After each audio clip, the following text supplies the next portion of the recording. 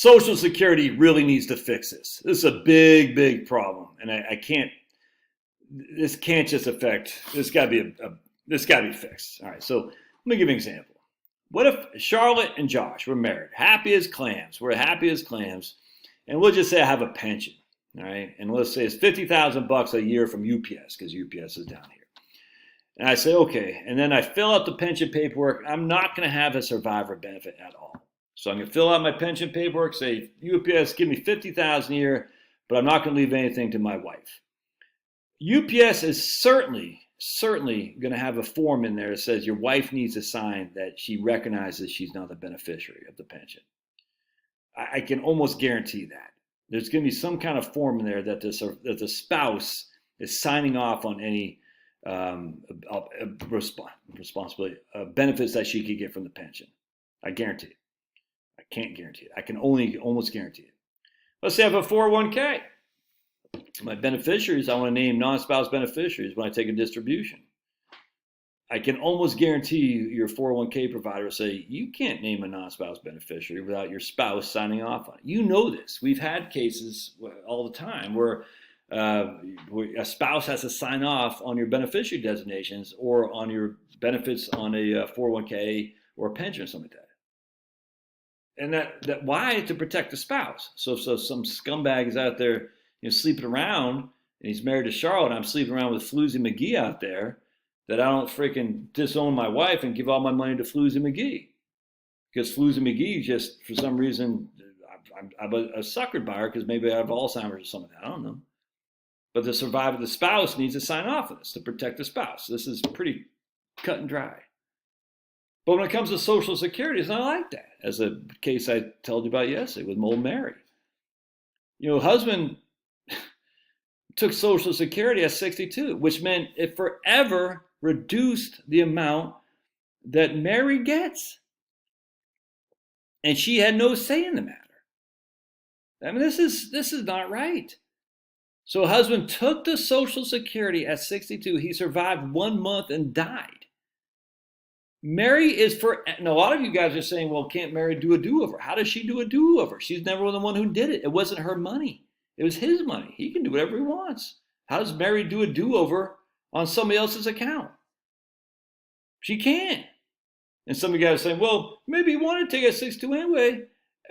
Why? Why? He might have. Either way, the surviving spouse, in this case Mary, is less off for it, is less financially secured for this decision. The surviving spouse on a pension is less financially secured on the decision you make if you don't have a survivor benefit. So why can Social Security say, Dan, sign off at 62, without Mary having to sign off on it, say, yeah, she agrees to that. Now, could Dan have a freaking fist to her face that you're going to say yes? And he could do the same thing on a pension. He could do the same thing on a 401k distribution, all that stuff. And that sucks. But at least Mary has to sign off on it. And at least it says, wait a second, Dan. Do you know what you're doing? Before you do this, have you thought about the consequence to your surviving spouse? At least that would have to happen. In Mary's case, she's fine, thankfully, because she doesn't spend a lot of money. Dan did have $1 million anyway, so she's fine. But what if she didn't have $1 million? What if they had a mortgage?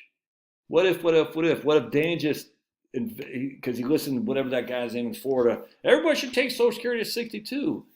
I don't watch that guy. I just don't care. But, or even worse, they're going to take away Social Security. I'm going to take it at 62. So now Mary the benefit now is $2,300 as opposed to $3,000 a month. And she's only, in this case, we'll just say she's 54. She can't even get that $2,300 a month until she hits her full retirement age of 67. And by the way, I guess I did a video that was confusing to some people. Penelope.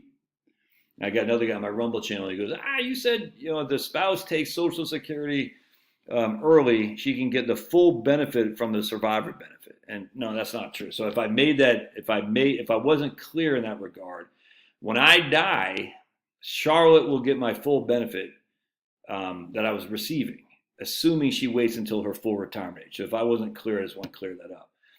As a survivor, remember, there's retirement benefits, there's spousal benefits, and there's survivor benefits. Right now, we're just talking about survivor benefits. So Charlotte would get the greater of my benefit that I was receiving at my death or her own. In this case, it would be mine. All right, that's just a fact. Now, if she's 62 and she takes her survivor benefit, it will be reduced. If she can take it all the way up to 60, it'll be reduced.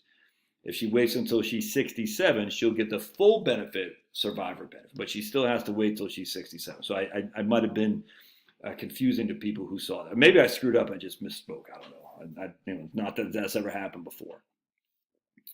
Anyway, in this case, the Social Security should say, hey, if you're married, we want your surviving or your spouse to sign off on your Social Security decision.